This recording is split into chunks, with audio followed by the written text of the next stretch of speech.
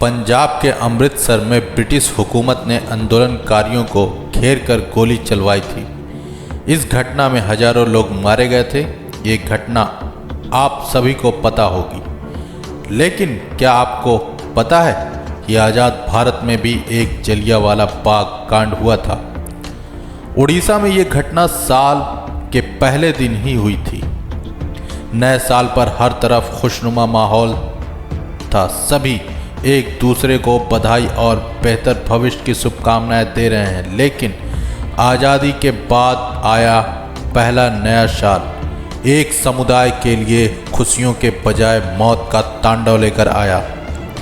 देश को आज़ाद हुए 5 महीने बीत चुके थे।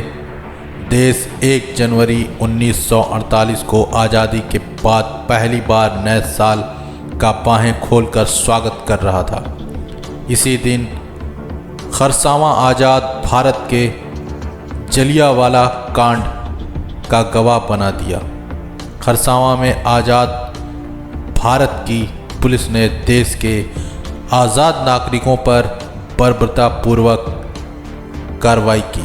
1 जनवरी 1948 को खरसावां में साप्ताहिक हाट लगी हुई थी। इसी दिन तत्कालीन उड़ीसा के सरकार ने हाट के पूरे इलाके को छावनी में तब्दील करवा दिया। खरसावां हाट के उस दौरान करीब 50,000 आदिवासी मौजूद थे। तभी उड़ीसा पुलिस ने भीड़ पर अंधाधुंध गोली चलानी शुरू कर दी। ये आज़ाद भारत का पहला नया साल था।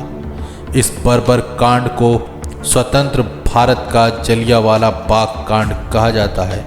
झारखंड में इस घटना की बरसी आज भी मनाई जाती है। इस गोली कांड में मारे गए लोगों की संख्या को अलग अलग दावे किए जाते हैं। लेखक व पत्रकार अनुज कुमार सिन्हा की किताब झारखंड आंदोलन के दस्तावेज शोषण, संघर्ष और शहादत में इस नरसंहार के बारे में विस्तार से बताया गया है।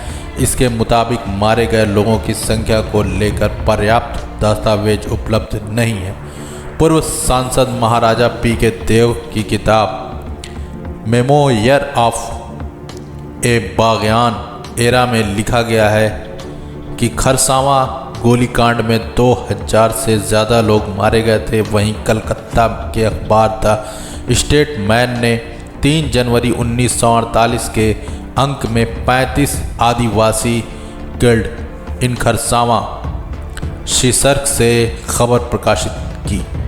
रिपोर्ट के मुताबिक खरसावां का उड़ीसा में विलय का विद्रोह कर रहे 30,000 आदिवासियों पर पुलिस ने अंधाधुंध गोली चलवाई। गोली कांड की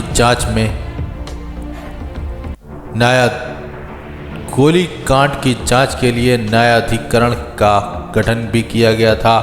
खरसावां राज्य उड़िया भाषी क्षेत्र था, इसलिए उड़िया खरसावां को अपने साथ मिलाने की कोशिश में जुटा था। यही नहीं, खरसावां के राजा भी अपने राज्य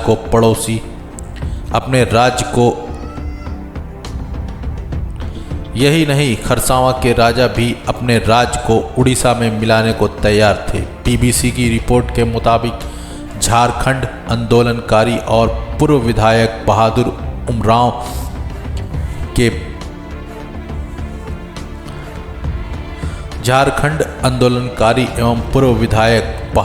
उमराव ने बताया कि खरसावां का आदिवासी समुदाय बिहार या उड़ीसा में से किसी भी राज्य में शामिल नहीं होना चाहता था। खरसावां के आदिवासी तभी से अलग झारखंड राज्य की मांग कर रहे थे।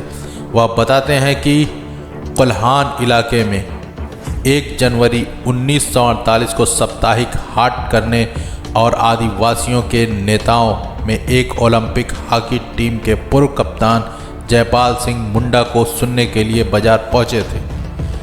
जयपाल सिंह अलग झारखंड राज्य के समर्थन में नारे लगा रहे थे। भारी भीड़ को देखकर पुलिस ने मशीन गन से एक लकीर खींचकर लोगों से उसे पार नहीं करने की चेतावनी दी। दरअसल तब घटनास्थल के पास डाक बंगला और ब्लॉक ऑफिस था। पुलिस ने लकीर खींचकर चेतावनी दी कि इसे पार कर राजा से मिलने की कोई कोशिश ना करे।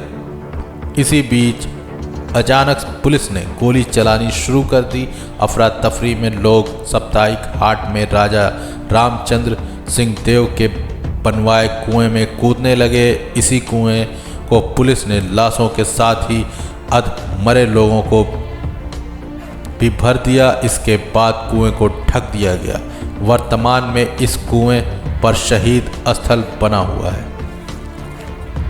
घटना के बाद पूरे क्षेत्र में मार्शल लॉ लागू कर दिया गया था। माना जाता था कि स्वतंत्र भारत का ये पहला मार्शल लॉ था। इस गोलीकांड की सबसे बड़ी वजह खरसावां उड़ीसा के विलय का विरोधी थी। इस दबाव को सरायकेला के साथ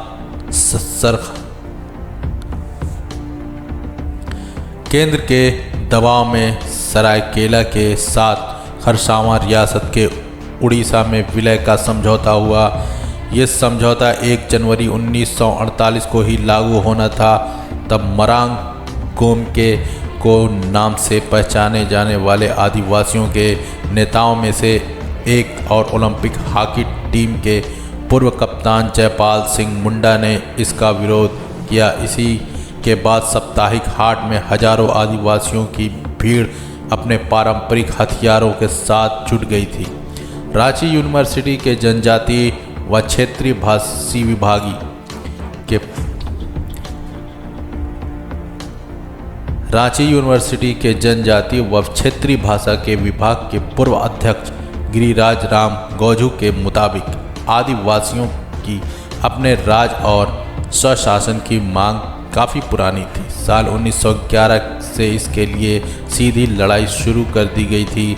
इसके पहले बिरसा मुंडा के समय दिशुम आबुआ राज यानी हमारा देश हमारा राज का आंदोलन चलाया गया था।